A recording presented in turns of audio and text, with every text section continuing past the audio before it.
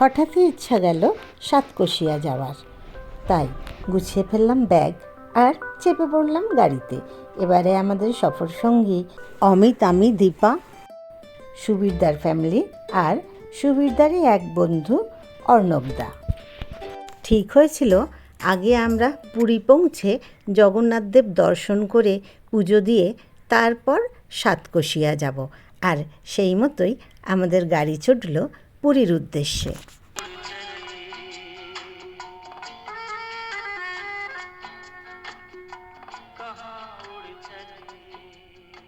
হ্যাঁ, আমরা উড়ছিলামই বটে, কারণ তখন আমাদের গাড়ি 100 স্পিড পেরিয়ে আরও দ্রুতগতিতে এগোচ্ছিল। আমরা মাঝে মধ্যে এই মতোই গাড়ি দাঁড় করিয়ে চা কফি খেয়ে আবার গাড়িতে উঠছিলাম। গাড়ি অন্ধকারের বুক চিরে এগিয়ে চলেছিল পুরীর উদ্দেশ্যে। উড়িষ্যায় তেলের দাম কম, তাই গাড়ি দুটো আগে ফুল ট্যাঙ্ক করে নিলাম। গাড়ির সাথে সাথে মিষ্টুরও খিদে পেয়ে গেছে, তাই বাবার কাছে আইসক্রিমের আবদার। এই যে আমাদের প্রতীক্ষিত পুরী হাজির। সমুদ্রের ধার দিয়ে দিয়ে আমাদের গাড়ি চলল হোটেলের উদ্দেশ্যে। হোটেলে পৌঁছে আগে লাগেজপত্র রেখে আমরা চলে এলাম সি বিচে। না, সেদিন আর স্নান করা হয়নি কারো, ওই হাঁটু অবধি ভেজানো আর কি। বিচে গেছি, ছবি উঠবে না তাই কখনো হয়, তাই পটাপট ছবি কয়েকটা। এরপর আমরা হোটেলে ফিরে ফ্রেশ হয়ে লাঞ্চ করে একটু বিশ্রাম নিলাম। সন্ধ্যার সময় মন্দিরে গিয়ে জগন্নাথদেব দর্শন ও পুজো দেওয়া। পরের দিন চেক আউট সেরে আমরা গাড়িতে উঠে পড়লাম। পরবর্তী ডেস্টিনেশন চিল্কা। চিল্কায় পৌঁছে প্রথমেই আমরা ব্রেকফাস্ট সেরে নিলাম। ওখানে ফ্রেশ জলখাবার বানিয়ে দিচ্ছিল। আমরা পুরি, তরকারি আর চা খেয়ে চিল্কার হ্রদটা ঘুরে দেখতে শুরু করলাম।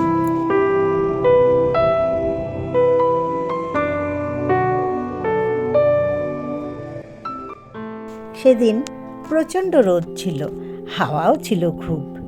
চুল এলোমেলো করে দিচ্ছিল সবার, তবুও ছবি না তুললে কি হয় বলুন তো? তাই প্রত্যেকে ছবি তুলতে উৎসুক হয়ে পড়লাম।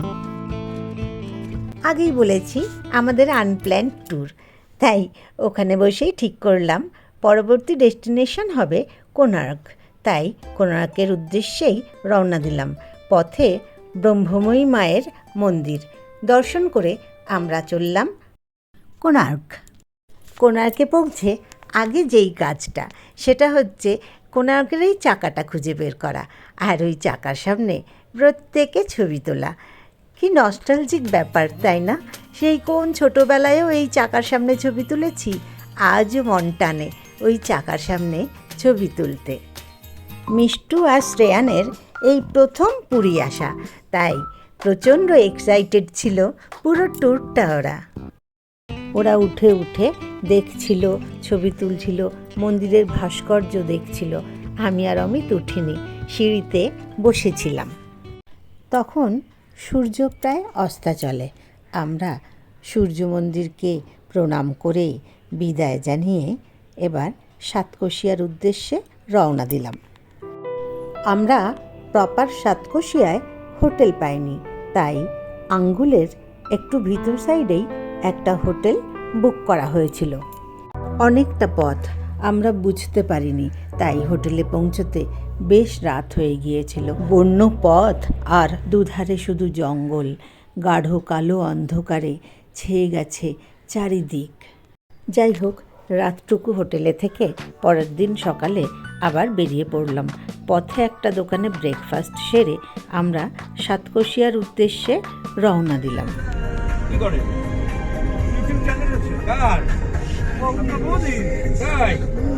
এইভাবেই গল্প করতে করতে, গান শুনতে শুনতে, হাসি মজা করতে করতে আর প্রাকৃতিক শোভা দেখতে দেখতে আমরা এগিয়ে যাচ্ছিলাম।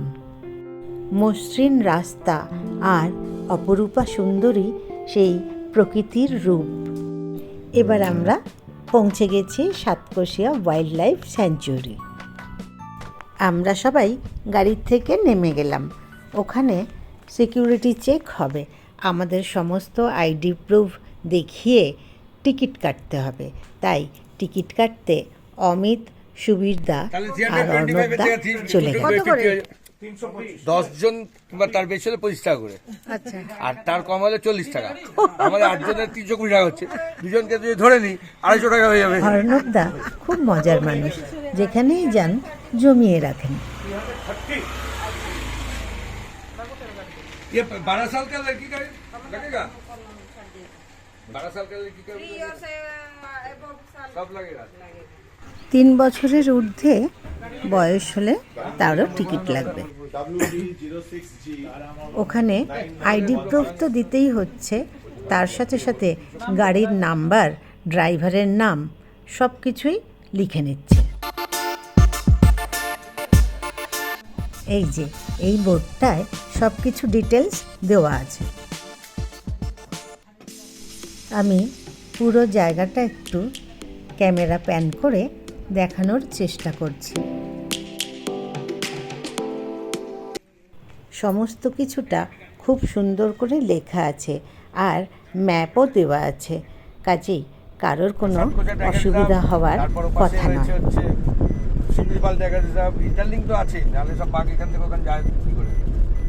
অর্ণবদা খুব ভ্রমণ পিয়াসী মানুষ, তাই ওনার থেকে অনেক অজানা তথ্য জানতে পারছিলাম। দুধারে বিশাল বিশাল সব গাছ, আর তারই মাঝখান দিয়ে রাস্তা। আমরা সেই রাস্তা দিয়ে চলেছি সবুজের সন্ধানে। চারিধার শুধু সবুজ আর সবুজ, কোথাও ইট বালি সিমেন্টের পরশটুকু নেই। এখন আমাদের ডেস্টিনেশন টিকরপাড়া, কুমির। কোথায় যাব? টিকরপাড়া কুমির। এখন আমরা চলেছি টিকরপাড়া কুমির প্রকল্প। খুব দ্রুতগতিতে আমাদের গাড়ি এগিয়ে চলেছে, সমানে সুবীরদার গাড়িও গতি বাড়িয়ে চলেছে। কখনো সুবীরদা আগে আমরা পিছনে, তো কখনো আমরা আগে সুবীরদা পিছনে। গাড়ির কাঁচ নামিয়ে প্রাকৃতিক শোভা উপভোগ করতে করতে আমরা যাচ্ছিলাম।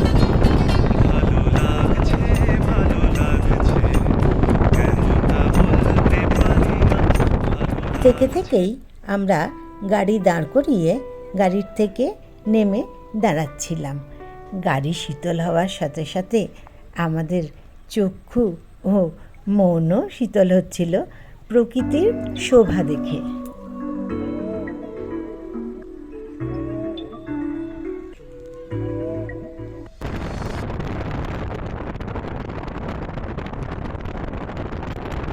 সূর্য তখন মধ্য গগনে, রোদও উঠেছিল প্রখর।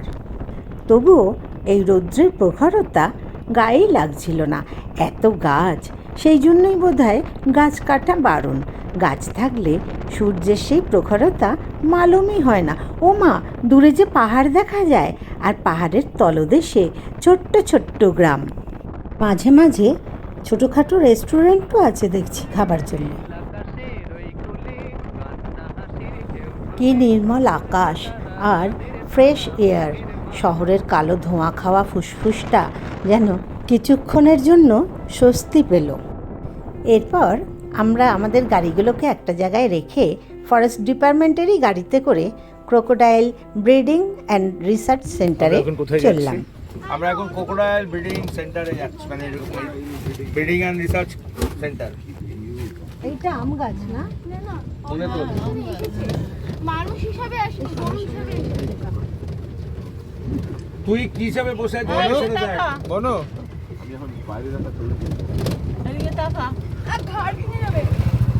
মিষ্টু ভারী খুশি, কত কি যে কথা বলতে বলতে যাচ্ছে। ভিতরকনিকা আবার একটু অন্যরকম ক্রোকোডাইল, সাদা টাইপের, অ্যাশ টাইপের। দুদিকে তাকাবেন না, বোটে করে যাওয়ার সময় মানে মনে হবে ধরতে পারবেন। নদী, মহানদী, এটাই মহানদী। সামনেই পাহাড়ের গা ঘেঁষে চলেছে মহানদী।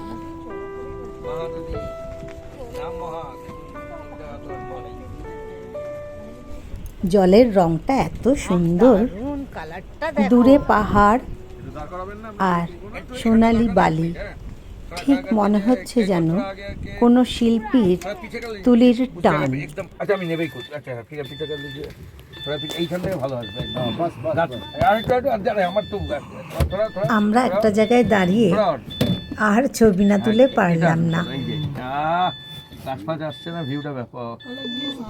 আঁক কেটে বাঁক কেটে চলেছে মহানদী, আর তাকে যেন অনুসরণ করে চলেছে পাহাড় রাশি রাশি, সোনালি বালির তট আর সবুজ গাছ সারি সারি। সত্যি তাই, একটু হাতে মুখে দিতে ইচ্ছা করছে বল। এবার ফরেস্ট ডিপার্টমেন্টের গাড়িকে ছেড়ে দিয়ে আমরা প্রবেশ করলাম ক্রোকোডাইল ব্রিডিং সেন্টারে।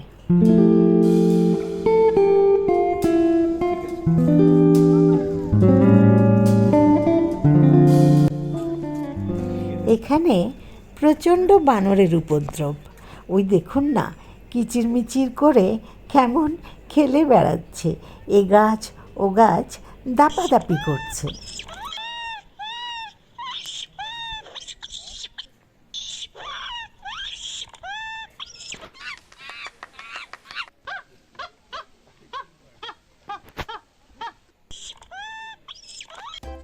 আর এইদিকে বাচ্চারাও কেমন ছুটোছুটি করছে। ওখানে বাচ্চাদের খেলার জন্য অনেক রকম ব্যবস্থা আছে। আর এই যে দেখুন না, কেমন এপার থেকে ওপারে যাচ্ছে সঙ্গী সাথীদের সঙ্গে খেলবে বলে।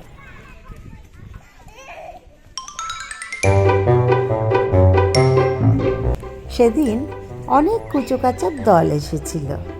তারা এটা চড়ছে, ওটা চড়ছে, এদিক ছুটছে, ওদিক ছুটছে, খুব মজা করছিল। বাচ্চাদের আনন্দ দেখে আমাদেরও খুব ভালো লাগছিল। আর এই যে এখানে স্লিপ চড়ার লাইন পড়েছে, একজনের কমপ্লিট হলে আর একজন বসে যাচ্ছে। ওরে বাবা, খুব খুশি হয়েছে।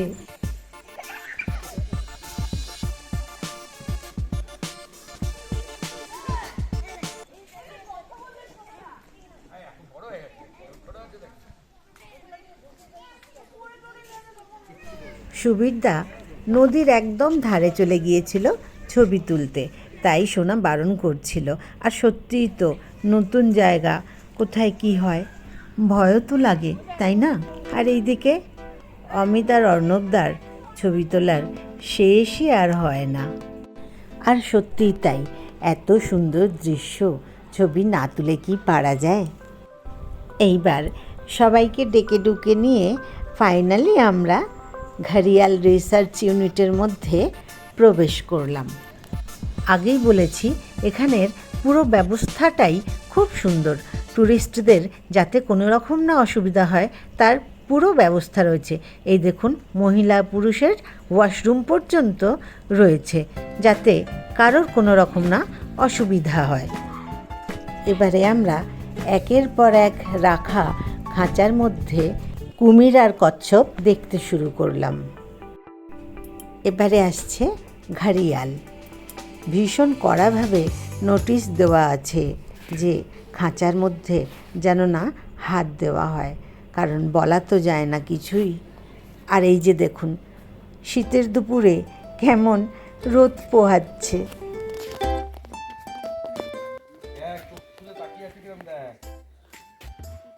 অর্ণবদা সমানে মিষ্টুর পিছনে লেগে রয়েছেন, বলছেন ঘড়িয়ালগুলো নাকি ওর দিকে তাকিয়ে রয়েছে, আর মিষ্টুও ততোধিক রেগে যাচ্ছে।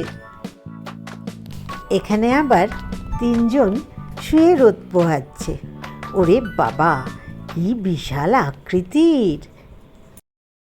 এখানে প্রচুর কুমির আর কচ্ছপ রাখা আছে, আর কি বিশাল বিশাল আকৃতির সব। প্রতিটি খাঁচার মধ্যেই দুটো তিনটে করে ঘড়িয়াল রয়েছে, আর কচ্ছপও রয়েছে অনেক। এই দেখুন না, কি বিশাল আকৃতির কচ্ছপ। সবগুলো দেখানো সম্ভব হলো না। এত কুমির আর এত কচ্ছপ একসঙ্গে আমি এর আগে কখনো দেখিনি। ওখানে আমরা বেশ খানিকক্ষণ ছিলাম। মিষ্টু আর শ্রেয়ানের তো ভীষণ ভালো লেগেছে, আমাদেরও খুব ভালো লেগেছে। দুপুর গড়াতে যায়, খিদেও পেয়েছে সবার, তাই এবার আমরা বেরিয়ে এলাম হোটেলে ফেরার উদ্দেশ্যে। আসার সময় একটা মাটির কুঁড়ে ঘরের মতো রেস্টুরেন্ট দেখে এসেছি, ঠিক করেছি ওখানেই লাঞ্চটা সারবো। তাই আমরা যাওয়ার উদ্যোগ নিতেই হঠাৎ দেখতে পেলাম একটা ভিউ পয়েন্ট। ব্যাস আর কি, উঠে পড়লাম সবাই। ভিউ পয়েন্ট থেকে অনেকটা দূর অবধি দেখা যাচ্ছিল। ওখান থেকে চারিদিকটা দেখতে ভীষণ ভালো লাগছিল। পাহাড়, নদী, গাছ সব যেন মিলেমিশে একাকার। আর এই সুন্দর দৃশ্যকে ক্যামেরাবন্দি করব না তাই কখনো হয়? সবাই তখন ছবি তোলায় ব্যস্ত, আর আমি মুগ্ধ নয়নে চেয়েছিলাম প্রকৃতির দিকে। আকাশ, পাহাড়, নদী, গাছ সব যেন মিলেমিশে একাকার। মহানদীর রূপ যেন আরও নিবিড়, আরও নিস্তব্ধ, আরও মোহময়ী। না, ইচ্ছা না থাকলেও উপায় নেই, এবারে আমাদের সত্যিই ফিরে আসতে হবে। তাই মনের ক্যামেরায় সেই দৃশ্য বন্দি করে রাখলাম। আবার ফরেস্ট ডিপার্টমেন্টের সেই গাড়িতে করে আমরা আমাদের নিজেদের গাড়ির কাছে এলাম। পথে আমরা সেই মাটির রেস্টুরেন্টটায় লাঞ্চ সারলাম। তারপর ওখান থেকে আমরা এলাম গভর্নমেন্টের টেন্টের কাছে। এই টেন্টগুলোতেই আমাদের থাকার ইচ্ছা ছিল, কিন্তু এত দেরিতে মনস্থির করলাম যে এগুলো সব বুকড হয়ে গিয়েছিল। এই টেন্টগুলোতে থাকতে পারলেও ভীষণ ভালো লাগবে। পাহাড়, তারপরে মহানদী, তারপরে এই টেন্টগুলো, আর পিছনে বিশাল পাহাড়, দারুণ দৃশ্যটা। আমার এক কলিগ দিদি, ওরা ফ্যামিলি নিয়ে এখানে এসেছিলেন, এই টেন্টগুলোতেই ছিলেন। ওনারাই বলেছিলেন খুব সুন্দর, তাই এখানে থাকার ইচ্ছা ছিল, কিন্তু হলো না। যাই হোক, আবার আমরা সেই একই রাস্তা দিয়ে ফিরছি। সেই অনন্ত নীল আকাশ, পাহাড় আর সারি সারি গাছ, চোখ মুগ্ধ করা, মন শান্ত করা এক পরিবেশ। এবার আমরা সাতকোশিয়া থেকে আঙ্গুলে আমাদের হোটেলের উদ্দেশ্যে রওনা দিলাম।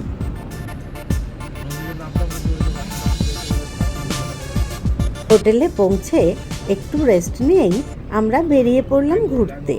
উমা, দেখি একটা ফুচকাওয়ালা বসেছে। ব্যাস, আমরাও দাঁড়িয়ে গেলাম পাতা হাতে। পরের দিন চেক আউট সেরে বেরিয়ে পড়লাম। পথেই ব্রেকফাস্ট সেরে সোনার থেকে পান খেয়ে এগিয়ে চললাম আমাদের পরবর্তী ডেস্টিনেশন চাঁদিপুর। হোটেলে চেক ইন করার পর আমরা গেলাম বিচে। ও মা, জল তো অনেক দূর, তাই জল ছোঁয়ার আর স্পর্ধা করলাম না। চাঁদিপুর আসা মানেই আমাদের ট্যুর শেষের দিকে, তাই মিষ্টুর খুব মন খারাপ। চলো হাঁটো, যাচ্ছি। লাঞ্চের ডাক পড়েছে। লাঞ্চ করার পর একটু রেস্ট নিয়ে আবার আমরা বিকেলে গেলাম সি বিচে। সি বিচে গিয়ে ঘোরাঘুরি করছি, ছবি তুলছি। ওমা, হঠাৎ দেখি একটা ঝালমুড়িওয়ালা বসেছে, বেশ অনেক রকম মশলাপাতি নিয়ে। দাঁড়িয়ে গেলাম সবাই ঝালমুড়ি খেতে। ওখানে একটা মেলা বসেছিল। ফেরার পথে মেলা ঘুরে মিষ্টু আবার ফুচকা খেয়ে হোটেলে ফিরলাম। পরের দিন সকালে আবার বিচে গেলাম। দেখি ও মা, জল তখন অনেকটা কাছে। বিচে পৌঁছেই মিষ্টু আগে ঝিনুক কোড়াতে শুরু করে দিল, শ্রেয়ান ছবি তুলতে, আর ওইদিকে সুবীরদা আর অর্ণবদা নেমে পড়ল সমুদ্রে স্নান করতে। আমি, সোনা আর শ্রেয়ান বিচে ঘোরাঘুরি করছি, ছবি তুলছি, আর মিষ্টুকে ঝিনুক কুড়ানোয় সাহায্য করছি। মিষ্টু প্রথমে ভয় পেলে হবে কি, একবার জলে নামার পর খুব মজা পেয়েছে। এই যে মজা আসছে কি বলবো।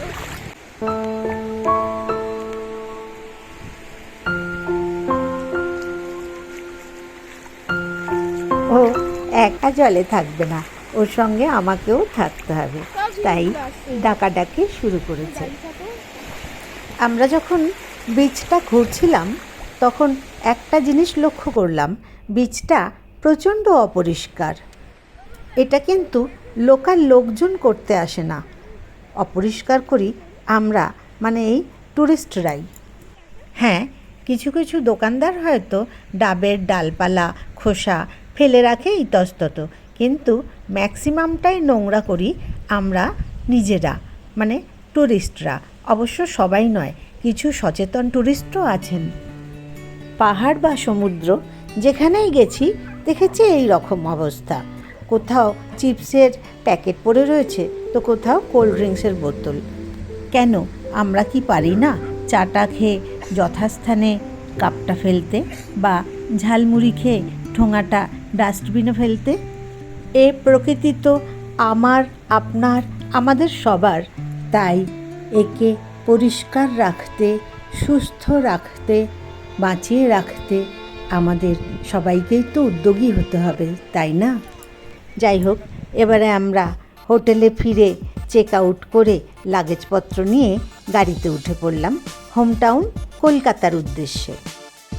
কোলাঘাটে এসে আমরা একটা রেস্টুরেন্টে লাঞ্চটা সেরে নিলাম। মহানদীর সেই সুখস্মৃতিকে সঙ্গে করে বাড়ি ফিরলাম।